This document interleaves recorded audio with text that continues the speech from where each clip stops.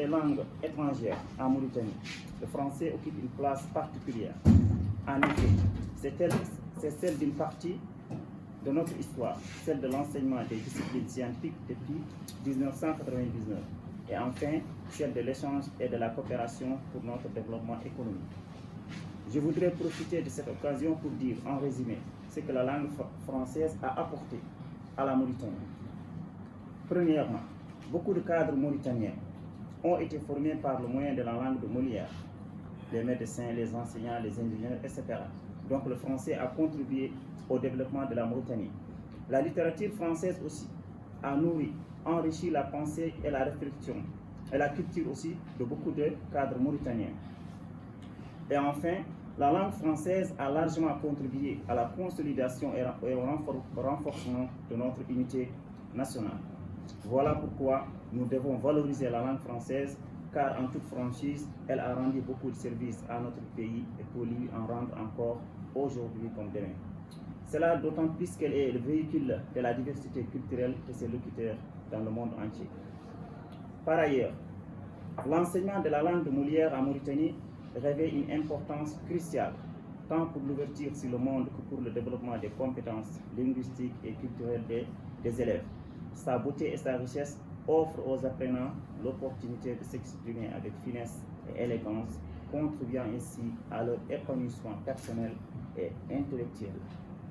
Cependant, aujourd'hui, tout le monde s'accorde à dire que le niveau des élèves en français est de plus en plus en baisse, plus particulièrement c'est du cycle secondaire.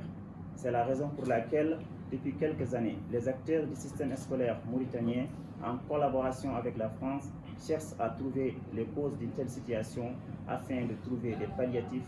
Et l'une des pistes de recherche a conduit à la révision du programme de français au cycle secondaire, car l'apprentissage de cette langue contribue au développement linguistique et cognitif des élèves. En conséquence, le ministère de l'Éducation nationale et de la réforme du système éducatif a adopté depuis septembre 2022 une nouvelle vision de l'enseignement-apprentissage du français nommée la vision holistique. Donc une vision qui consiste à, c'est-à-dire considérer l'apprenant dans sa globalité. Et dès la préface du guide d'exploitation du programme du second cycle, le ministère souligne que, je cite, cette vision de l'enseignement repose essentiellement sur la contextualisation des apprentissages. En effet, le professeur doit nécessairement bâtir son enseignement à partir du contexte de vie de l'apprenant, tout en mettant ce dernier au centre de l'acte pédagogique.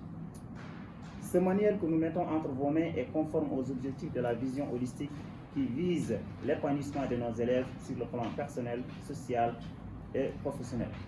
L'adoption de la vision holistique de l'apprentissage vise à pallier les lacunes constatées dans les programmes précédents et leur application. Fin de citation.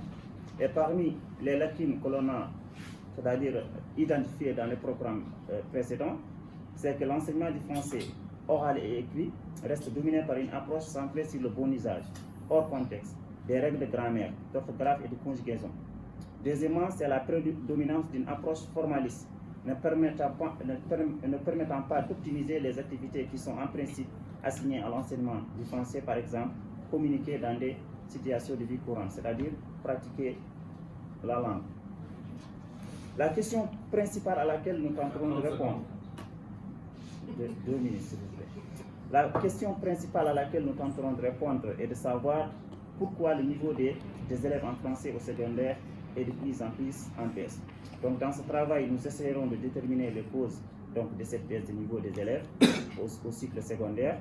Nous allons les étudier en distinguant d'abord celles qui sont liées à l'écrit, puis les autres liées à l'oral. Enfin, nous proposerons des pistes de réflexion pouvant constituer des palliatifs à ce problème partout déploré. Donc, pour mener à bien ce travail, nous nous sommes proposés, dans le cadre de ce travail, de nous appuyer sur notre expérience personnelle, donc en tant que jeune enseignant de français, et le témoignage de certains collègues enseignants. L'un des problèmes fondamentaux qui pourrait expliquer cette baisse de niveau de langue chez les élèves du cycle secondaire serait simplement lié au programme dispensé. Ce dernier ne contribue nullement à un bon usage de la langue, surtout à l'écrit. En effet, nous remarquons une absence de cours de technique d'expression, Il faut souligner aussi qu'au premier cycle de l'enseignement secondaire, c'est-à-dire la première, deuxième jusqu'à la classe du brevet, on dispense aux élèves des leçons de grammaire, de conjugaison.